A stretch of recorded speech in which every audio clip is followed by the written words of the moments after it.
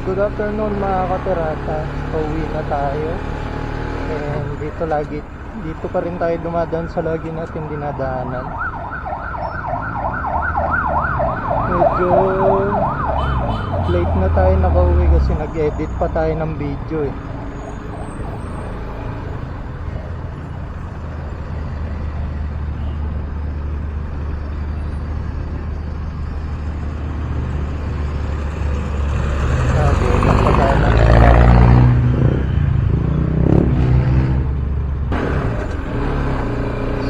Time check, ang oras ay 4:26 and medyo late na yun.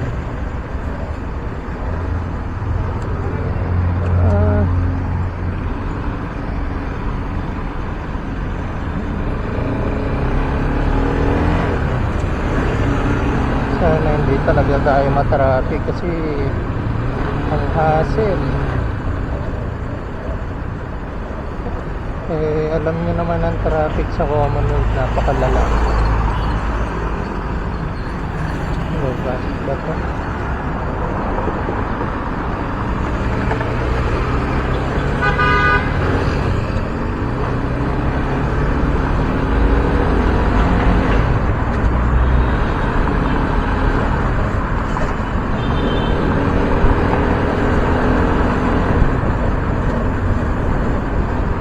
Sana hindi rin umulan kasi alam nyo na ang hirap kumabutan ka ng ulan, lalo na pag nakamotor.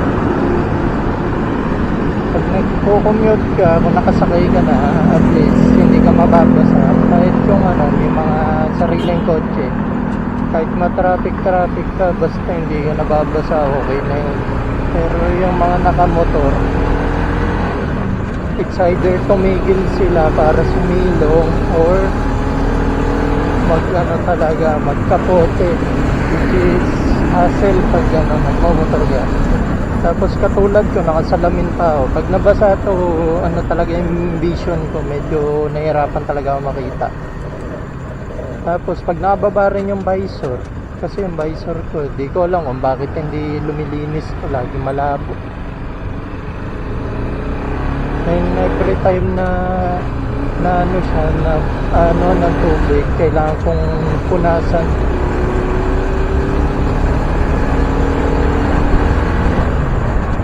So yun nga, ano ba ang pag-uusapan natin yan? Siguro pag-uusapan natin yan yung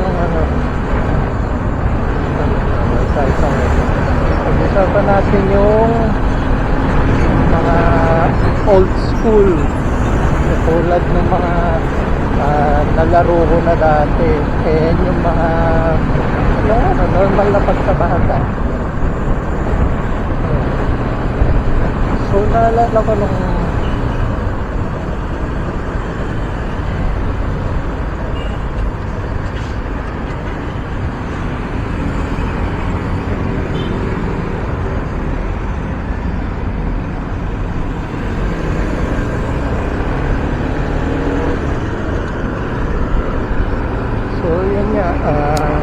naalala ko dati kasi may napanood akong video na sabi niya siya daw gumawa ng national anthem ng Dota.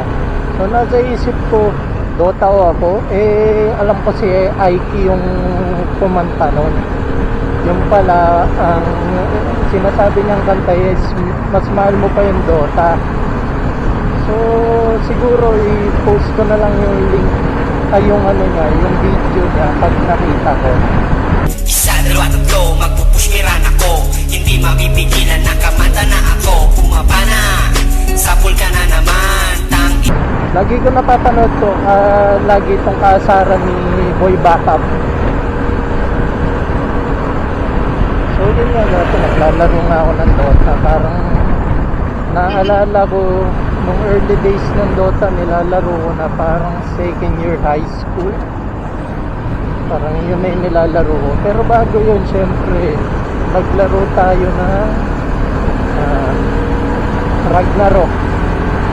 Tapos nung hindi pa uso yung mga online games, ang talagang nilalaro ko is Counter Strike. Yun talaga yung pinakauna, parang elementary pa lang ako, nagka-Counter Strike na ako. 1.3 pa nun. And parang hanggang sa magsawa ako sa Counter Strike, 1.3 pa rin nilalaro ko. So yun nga, naglalaro tayo dati ng Counter Strike. Kalaro ko nun, mga high school na. Iba nga, alam ko, college na nung time na yun. Tapos, na ano rin tayo, naglaro din tayo ng Red Alert. Ay, Battle Rings pala muna. Kasi yung palaos na yung Counter Strike ko sa computer shop na pinaglalaroan ko, yun, Battle Rings yung madalas nilalaro. Traffic. So yun na nga, naglalaro tayo dati Battle Rings. Tapos yung cheat na alam ko doon, yung tinitira yung ano, yung tubig. Tapos nag-unlimited yin yang sa Lotus. Lotus lang yung medyo gamay na gamay kong karakter, ay na clan. Tapos karamihan di ko na alam, buisit yan. Tapos after siguro napalaos na rin yung Battle Rings, nauso naman yung yung Diablo. Yung Diablo hindi ko masyado nagustuhan kasi medyo dark yung niya.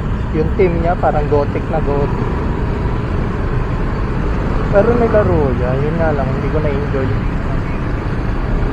Tapos after nun siguro doon na nauso yung mga Command and Conquer, yun, mga nilalaro ko na yun, mga Red Alert.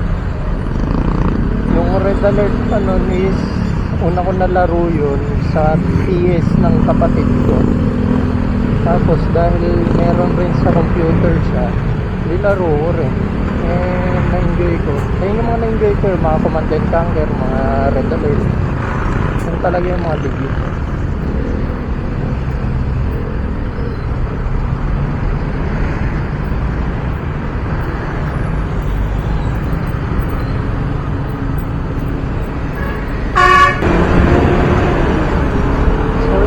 After na maglaro ko ng Battle Rings, ay ng nasa na ba tayong laro, ayun, Command and Conquer, doon na yun nagsisimula mauso yung mga yung MU, yung Ragnarok. Pero mas una ko nakilala yung Ragnarok kasi ang naalala ko, may mga commercial pa yun sa TV, parang pinopromote talaga nila yung online games na yun. And nung time na yun, parang yun lang yung sikat, yun lang yung first time na papasok na online games dito sa Pinas. Kasi hindi pa dati uso yung online games kasi napakabagal nga na internet dito.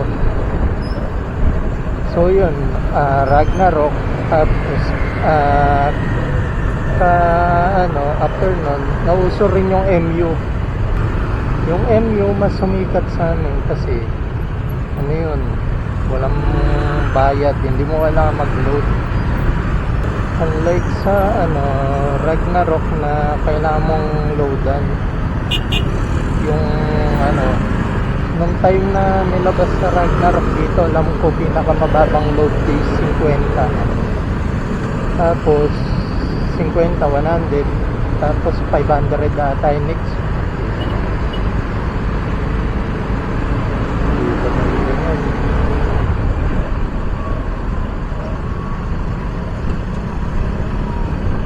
Tapos ayun nga, nung mga siyempre dahil walang pera pang load, pang rich kid lang, na ako sa nun, sa MU lang. Saka dati kasi yung computer shop is pang mayaman. Isipin mo 1 hour is 25 pesos, ganun siya kamahal dati. And ngayon yata 10 piso, 15 na lang computer shop. Tapos bukod pa doon sa 25 per hour, babayaran mo pa yung load. Yung 50 ng time na yun is 7 hours pag maglalaro ka ng Ragnarok. So 7 hours yun, magbabayad ka. Tapos magbabayad ka pa ng 7 hours sa computer. So napakamahal nun. So, yun. Dito na nga na ako. So ang laking pera nun nung time na yun. Pero syempre nung katagalan, parang naglaylo na sila. Meron na ng ano nun 20 saka 10 na load sa Ragnarok. Yung 10 is 1 hour, tapos yung 20 2 hours syempre. Yung 50 pesos kasi may libre kang 2 hours, so 7 hours siya. Tapos yung 100 may libre kang 3 hours. Kung hindi ako 5 hours yata. So mas malaki matitipid mo pag mas malaki niload mo. Ganun siya dati.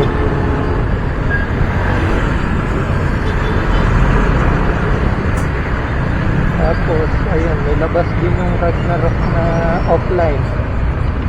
Doon, pwede mong gawin lahat. Tapos, pag may LAN kayo, pwede kayo mag-connect. Kayo magkakasama. Doon sa computer shop. Sandali ko lang nilaro yung Ragnarok. Tapos, yung online pala. Tapos, kadalasan talaga MU kasi nung time na wala pa akong pera eh. Tapos after nung siguro nung era ng Ragnarok, yung Rose Online. Ayun, nilaro ko rin yun. Tapos may kahati ako sa character. Pero sandali ko lang nilaro. Bali ang nangyayari sa Rose is yung kasama ko naglo-load tapos ako naglalaro. Tapos vice versa. Parang pag siya yung naglalaro, ako yung naglo-load. Okay naman yung ganun setup, so yun nga, hati kami ng character eh. So hindi ko siya na-enjoy.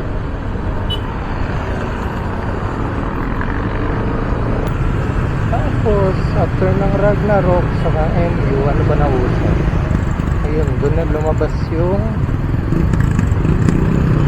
Run Online. Yun na yung era ng Run Online nung nalaos na yung mga Ragnarok MU. Ang maganda sa Run Online is libre siya, wala siyang oras pag nilalaro, free to play kumbaga. Pero syempre may mga nabibili sa cash shop, ayun yung binabayaran mo lang dun. So optional lang yun kung gusto mong magbayad, and pwede ka talaga lumakas doon kahit di ka gumagastos.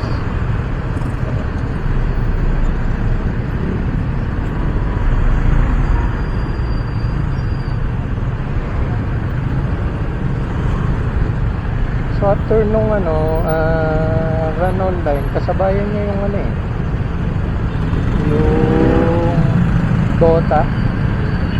Parang mas nauna ko pa nga yata laro yung Run Online kaysa sa Dota.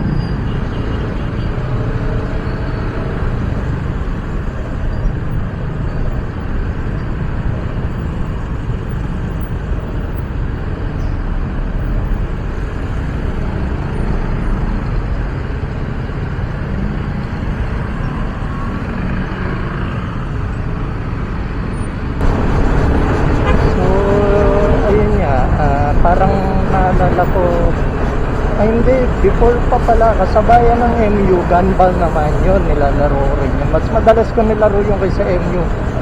MU hindi ko rin na-enjoy masyado. Kaya nga kahit nagkamero ng MU mobile, hindi ko nilalaro kahit kailan.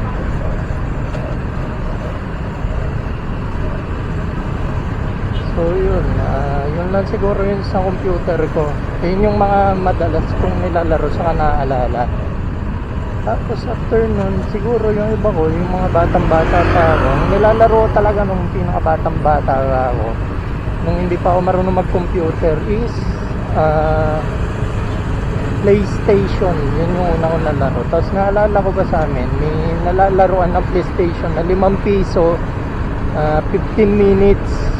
So yung tropa namin, ayun, sinama ako doon one time sa na yun, sa laruan na yun, and na-enjoy ko talaga. Naalala ko pa una ko nilaro ng Metal Slug. Isipin mo, 15 minutes, dami mo nang magagawa. Ngayon 1 hour, parang kulang pa.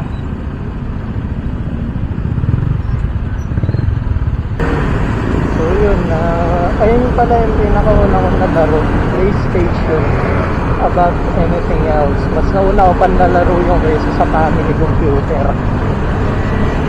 Saka dun sa lugar namin, yung PlayStation yung pinakasikat. Walang nagpaparent doon ng mga Nintendo 64. Talagang lahat PlayStation. Kaya mas kilala ko siya. Kaya nga nung tumanda ako, doon ko lang nalaman may kumalaban pala sa PlayStation na Nintendo 64. Yung family computer, alam ko siya, pero hindi kami makabili nung kasi pang mayaman yun eh. Nung time ko, parang luho yun.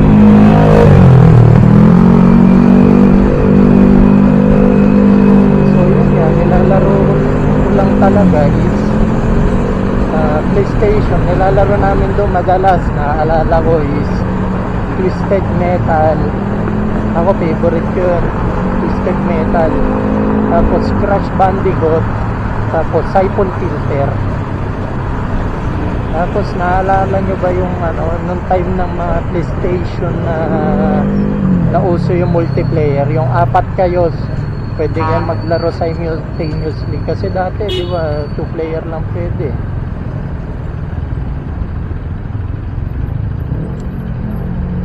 Yun yung yung mga childhood memories ko sa paglalaro. Tapos syempre nung medyo tumanda-tanda na ako, hindi naman matanda, parang ganong era pa rin. Medyo nauna lang talaga yung PlayStation. Yun talaga pinakauna kong nalaro. Bukod sa nauna kong nalaro yun sa computer, nauna kong nalaro yun sa sa 64.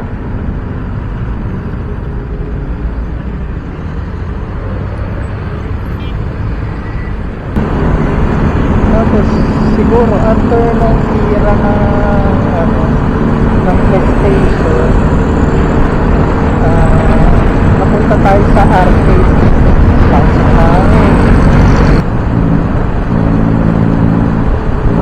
ng hangin, tapos naalog pa yung naka-regroup pa yung daan. Perfect na lang yan.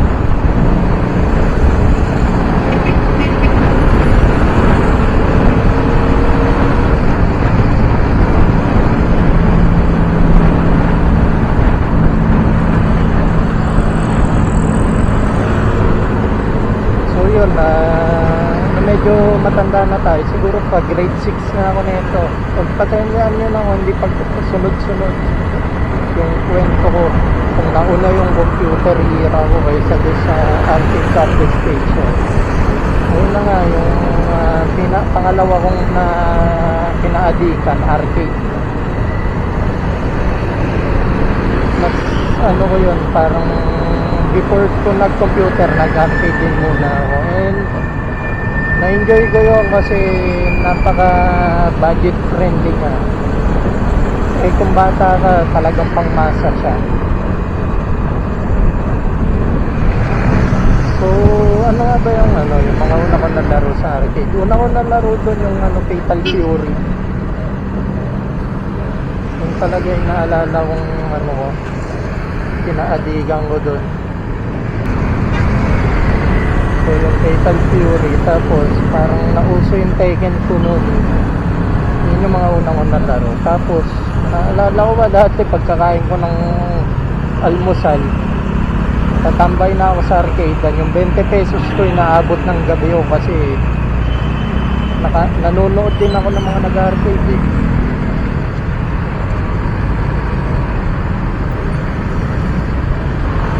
So yung piso tinatagal nun is 5 minutes. Tapos bago ako maka-next ulit ng laro, parang mga 30 minutes to 1 hour pa hihintayin ko kasi marami naglalaro.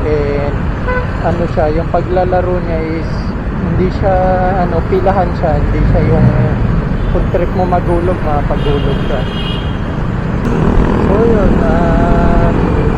nag-arcade ako for almost ilang taon hanggang sa mauso yung PS ko nun. Nag-arcade ako.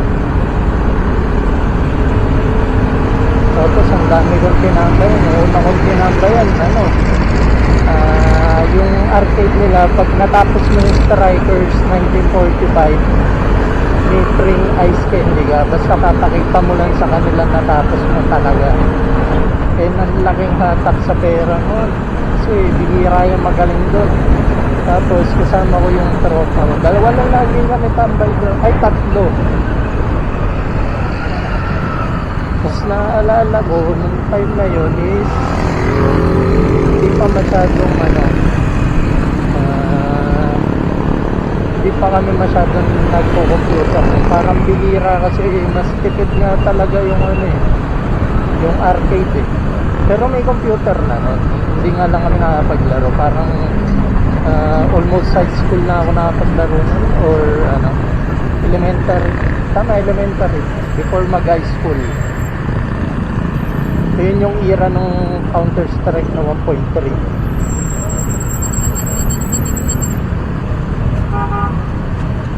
Tapos naalala ko sa Bulacan, tatlong arcade lang nilalaroan ko. Ayun, siguro after ng arcade, naglaro rin ako ng PS ko saka computer nga. Mas natagalan na ako mas na-addict ako sa computer ng time na yun. Saka ako medyo naglaro-laro ng PS ko.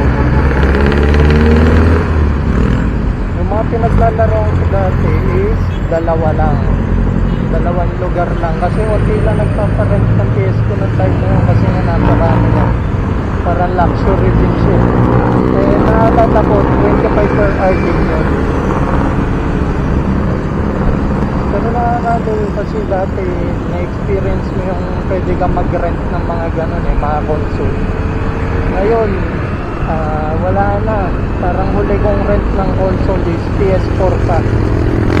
Sa mall pa yun. Pero sa mga bahay-bahay, wala na. Hindi katulad dati, butik yan.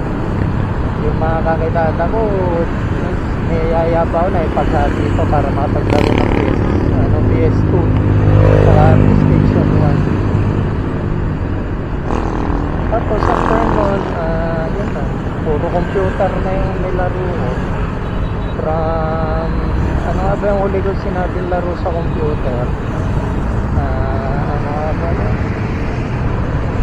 ayun, run online saka Dota.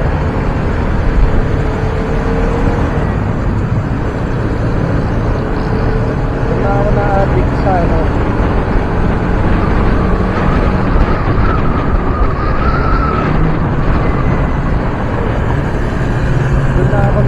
addict talaga sa computer kasi run online. Kaya naman ako na-addict talaga doon is need mo talaga siyang pagtuunan ng oras kasi hindi ka lalakas kung wala kang kung wala kang time sa kanya. Kasi isipin mo bago ka pagdating mo ng mga level 50 na time ko, parang bago ka mag level 51 is parang 3 hours ay 3 hours to 4 hours yata kailangan mo. Tapos dapat addict na addict ka pa farm nun.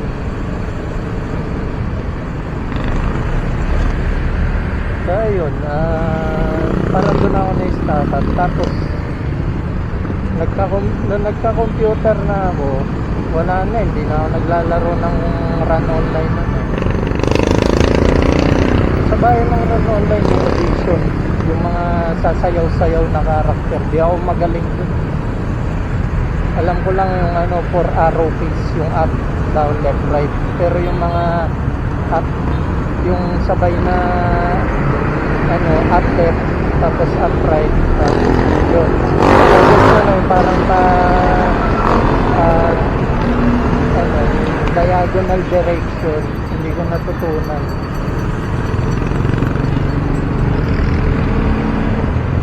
Tapos nung palaos na yung nung wala na kami malaruan ng run online, doon na yung time na parang binila na ako ng PC. Ano na yun, college na ako, parang second year college. Pero bago bila ng PC, may nilaruan kami yung computer shop ng tropa namin. Run pa rin uso nun, pero bihira na maglaro ng run eh. Parang kasabayan niya na yung era na, yung nagbukas yung shop nila, kasabayan nun, yung nauso yung Facebook. So, Pet Society, Restaurant City na yung nilalaro ko. Wala na ako gilig sa computer games. Tapos, nagbago yun nung nalipat ako sa STI, 2010, para nauso naman Dragones. Doon ako nagbalik loob sa, sa mga computer games na hindi siya yung web browser games. Tapos, after nun, bukod doon sa run online is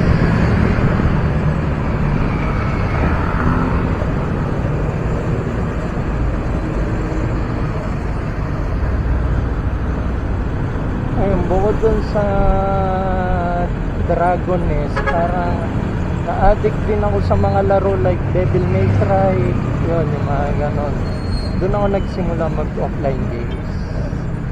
Mga Call of Duty, yun, mga nilalaro ko yun. Kasi nung college ako, parang first year hanggang second year, sa computer shop na pinaglalaroan ko, is may mga offline games na adventure.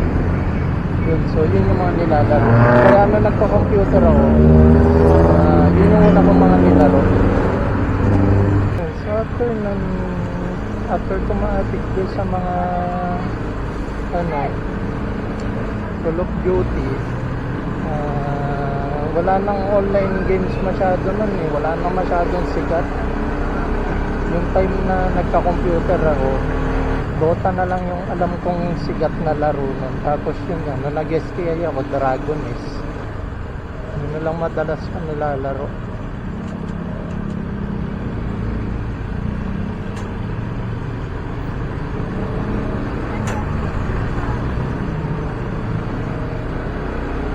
Tapos, ano ba?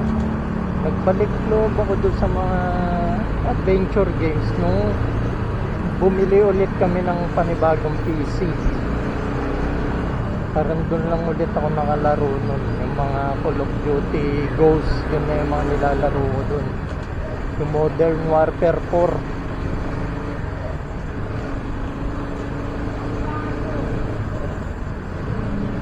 Pero yung nalaro ko yung mga Modern Warfare, parang graduate na ako nun eh.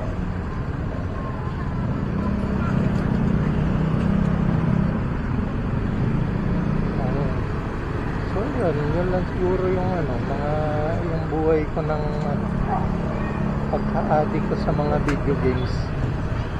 Ay hindi pala, meron pa yung era ng 3DS. Ayun, naglaro na ako nun. May work na ako nun 2 years after kong graduate. Parang nakabili ako nun. Tapos yung Nintendo Switch. Tapos after ng Nintendo Switch, hindi, mobile games muna bago yung mga Nintendo Switch na yan.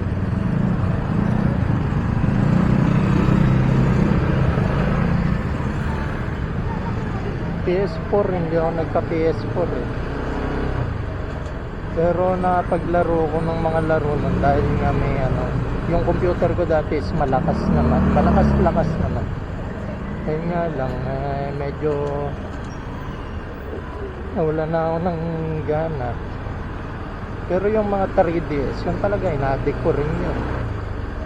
Ina-addict ko rin yung yung Switch.